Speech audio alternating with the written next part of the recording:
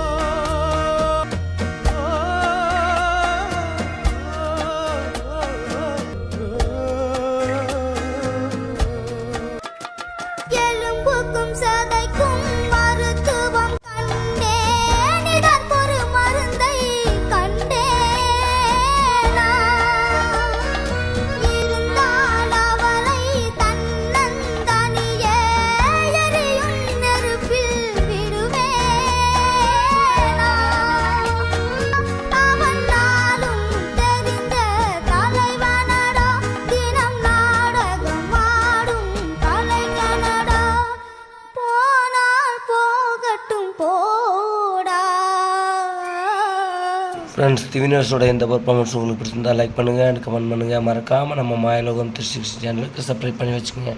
திவினேஷுக்கு அடுத்து என்ன பாடல் வேணுன்றதை கமெண்ட்டில் சொல்லுங்கள்.